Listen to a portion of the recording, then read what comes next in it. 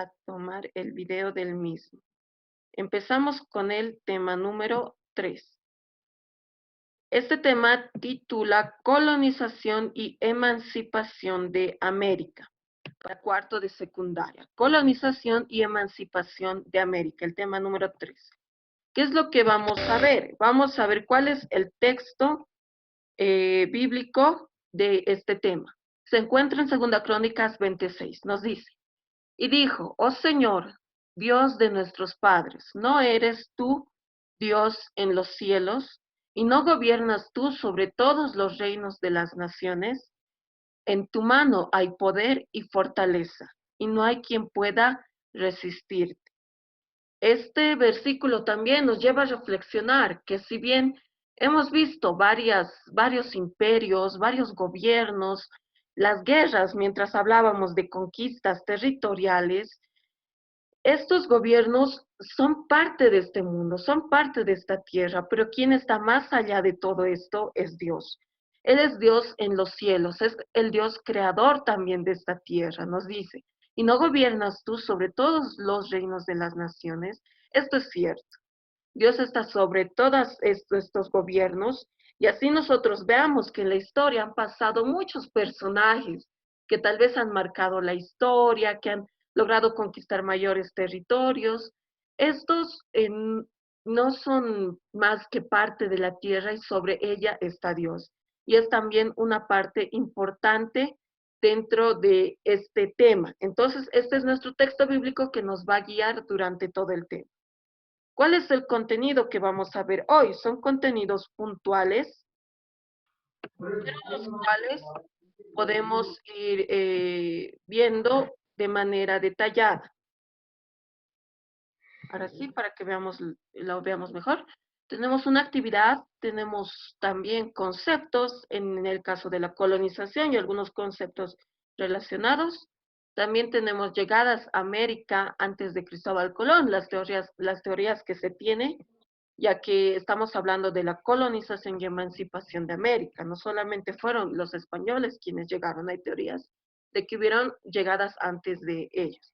Y también la Europa del siglo XV, el continente europeo del siglo XV. ¿Cuál era el escenario antes de que se realizaran los viajes de Cristóbal Colón? Son contenidos directamente al punto.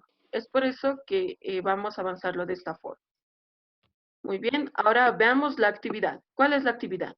Realizamos en nuestras carpetas una lista de 5 alimentos o animales que trajeron los españoles en la colonización. Muy bien, ya tenemos el título, nuestro texto bíblico, y ahora vamos a realizar esta actividad. 5 alimentos o animales que trajeron los españoles en la colonización. Muchos de ellos, o bueno, los que ustedes tal vez vayan preguntando, recordando, ya que este es un tema que también hemos visto tal vez años pasados, podemos ir recordando qué alimentos también se han traído y que no estaban en América, que han llegado también con los españoles en este caso, o puede ser tal vez con los portugueses, con aquellos que han venido con la colonización. No solamente alimentos, puede ser entre alimentos o animales, pero 5. Ahora bien, pasamos al contenido. Vamos a definir los conceptos de este tema. Tenemos como número 1 el coloniaje. ¿Qué era el coloniaje? Aquel periodo entre la llegada de un colonizador y hasta la independencia de ese estado, en la que ya no depende del colonizador. Es por eso que el coloniaje también se define, como vemos acá, el periodo de tiempo que abarca desde la ocupación de un determinado territorio para convertirlo en colonia. Ese es el coloniaje. ¿Qué es la colonia? Es el territorio dominado y administrado por una potencia extranjera, quien la explota y la legisla. En este caso entendemos como legislación aquellas ordenanzas, instituciones, normas que ponen los colonizadores dentro de esta colonia, y también la explotación que ha sido parte de la colonia, de las riquezas que tenían estos territorios, u otros en los que también se establecen colonias. ¿Qué es entonces la colonización? Es el establecimiento de un conjunto de personas en un territorio alejado de su pueblo, país o región de origen, con la intención de poblarlo y explotar sus riquezas. En este caso se cumple aquella condición. Los españoles, portugueses, holandeses, ingleses vinieron alejados de su país, alejados de su continente, a establecerse en territorios de América. Es por eso que ellos realizaron la colonización. Y es donde empieza también el concepto de colonización. Entonces, ¿qué es colonizar? Es establecer una colonia en el lugar que no es propio. Estos cuatro conceptos tienen relación, sí, pero es para que nosotros podamos tener un conocimiento previo de estos conceptos y podamos utilizarlo también durante la explicación del tema. Ahora bien, vamos a ver las llegadas de América antes de Cristóbal Colón, las teorías que se tienen. Hay principalmente tres teorías, las cuales vamos a verlas de una manera más dinámica, pero las voy a ir mencionando y ahora vamos a tener la participación de ustedes. La primera se data, según las teorías que se han establecido por la historia, en el año 1003, en la cual mencionamos a Leif Erikson, que es un explorador vikingo. Podríamos mencionar directamente a los vikingos. ¿Quiénes eran estos hombres? Eran aquellos que vivían al norte de Europa, en la parte del Polo Norte, cerca al Polo Norte, por la región de Noruega, en la cual estos hombres empezaron a navegar y llegaron a la parte de Canadá, en América. Se establecieron, se quedaron algunos días, pero ¿cómo fue que ellos no se quedan permanentemente? Según las teorías, nos indica que los indígenas o los propios del territorio de estas regiones, de estas aldeas, los expulsaron de forma violenta. Es lo que nos dice la historia y es por eso que ellos vuelven también a su lugar de origen y ya no realizan mayores exploraciones o, perdón, mayores asentamientos dentro de la parte de América. También nos dice que los Zheng Yi, un militar chino, es el que también nos acompañó mediante un viaje también en el barco. Él se dirigió ya desde China, fue navegando por los océanos hasta llegar a la parte de Centroamérica. Fue viajando por la parte sur del hemisferio. Ahora vamos a marcar este viaje. Y este militar en 1418 nos dice que también quisieron establecerse en Centroamérica, pero esto tampoco tuvo repercusión. Ellos no se quedaron del todo y también realizaban viajes, más de un viaje, sí, pero no se establecieron de forma que establecieran instituciones como lo hicieron los españoles, los portugueses, entre otros. Y también en 1310 vemos al Imperio Malí. Este es un país dentro de África, el cual también realizó viajes.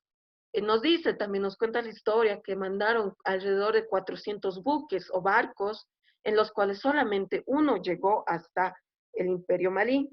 Es por eso que este tampoco tuvo una mayor repercusión, no tuvieron el asentamiento. Es cierto que tuvieron la intención de continuar con estos viajes, que ellos lo tuvieron más del lado comercial, pero al final no se establecieron.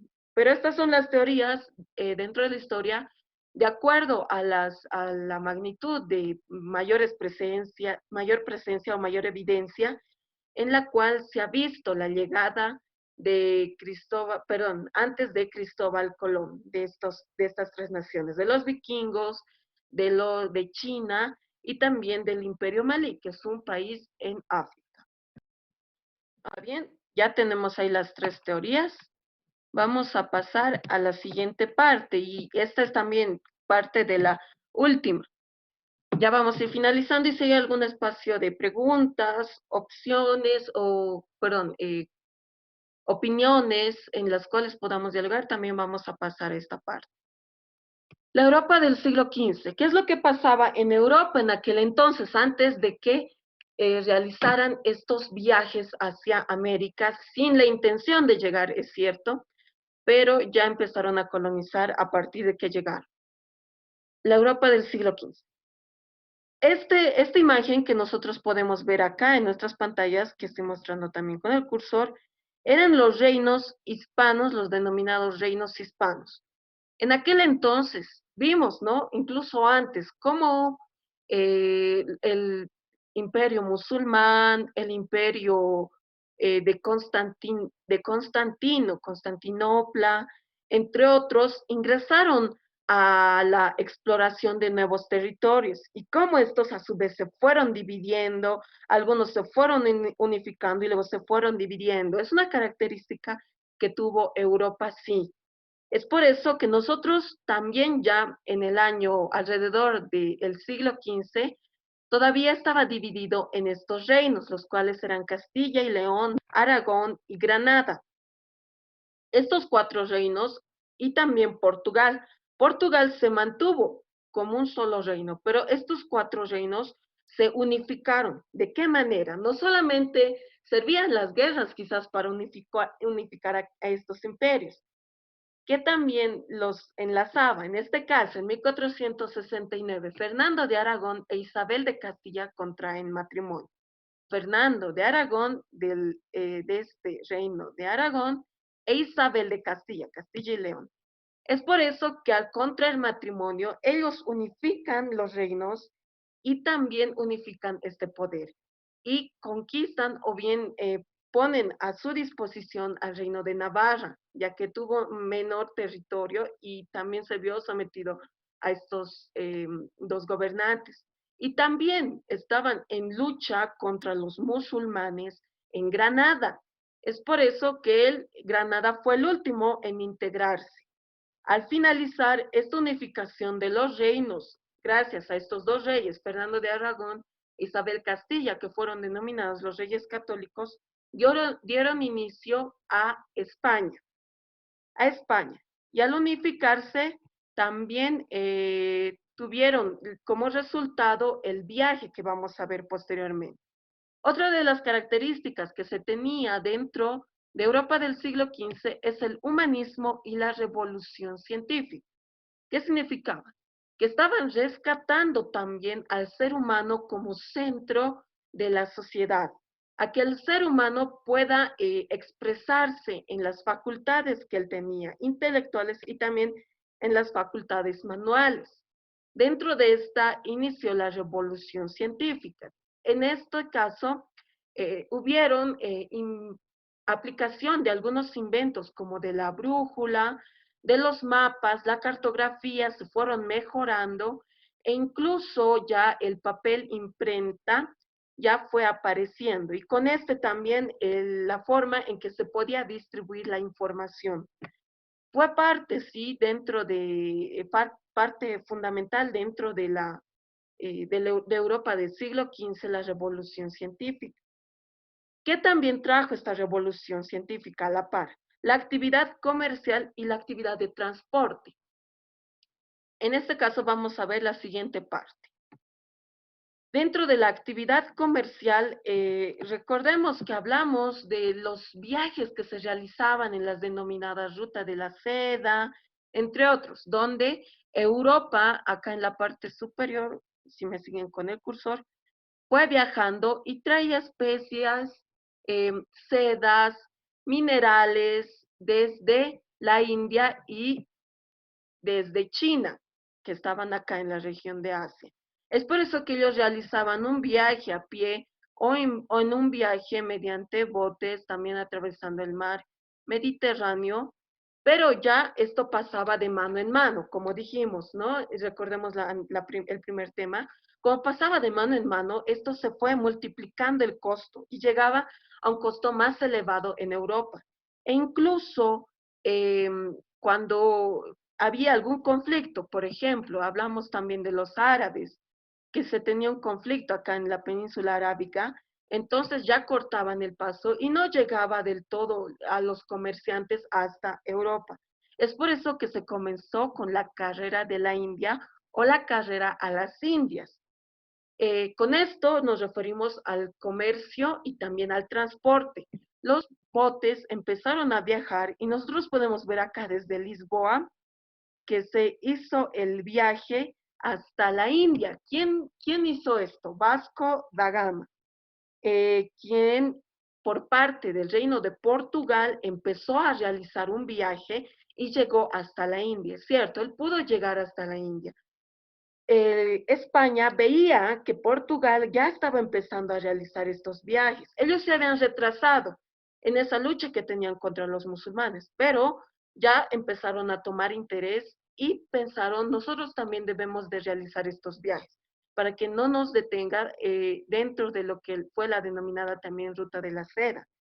Ellos partieron, sí, realizaron los viajes, sí, pero no llegaron hasta la India y eso es lo que vamos a ver también en la siguiente clase.